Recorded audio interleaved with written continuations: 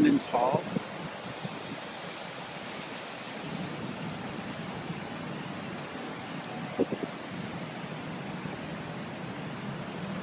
Liberty Bell used to hang there.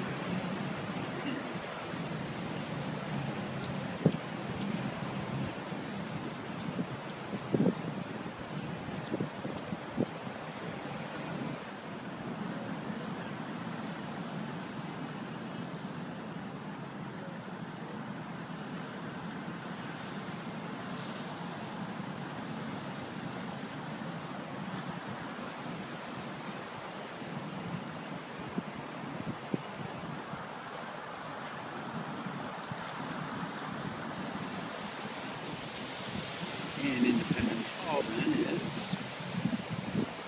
right there. Both the Declaration of Independence was signed and the Constitution.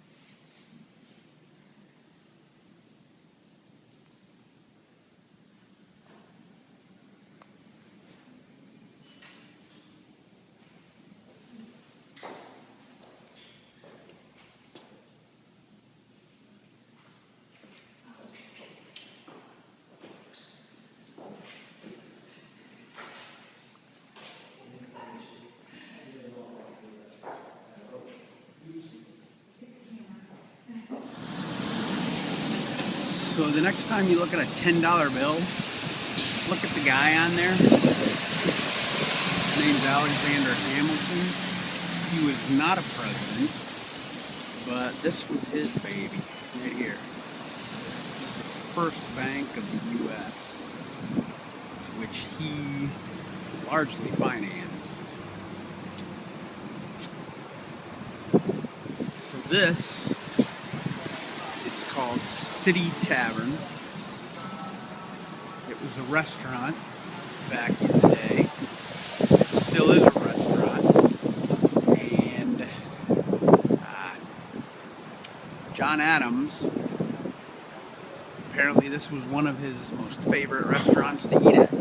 He said it was the most genteel restaurant in the city. City Tavern.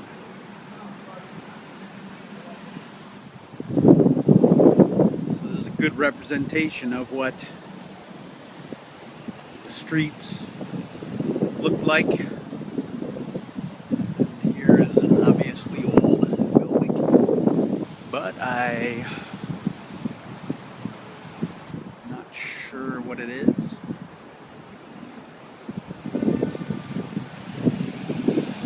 Speaking of Alexander Hamilton, this is where he used to live.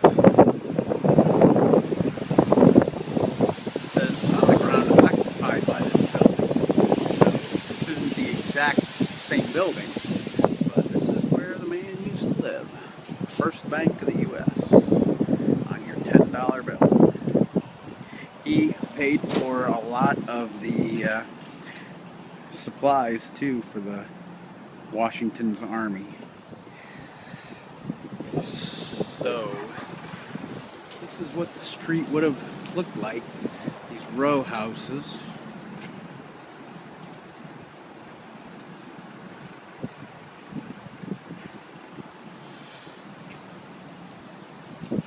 This is kind of what it would have looked like walking down the street. Right. There's cellars here. This is Bishop White House, 1786.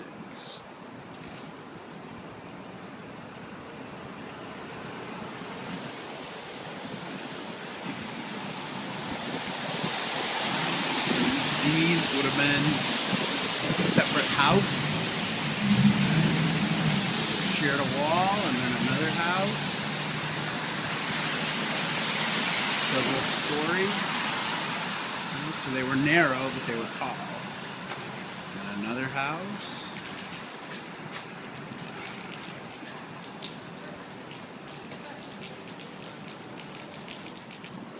So this is the back of Carpenter's Hall, where the first Continental Congress met.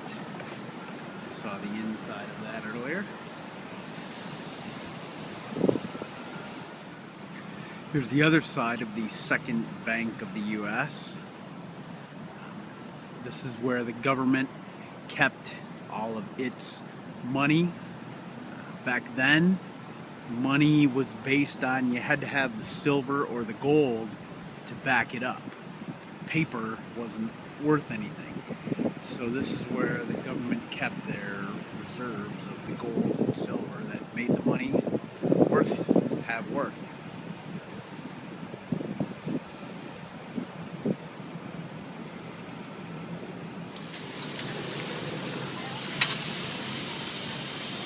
Lunch.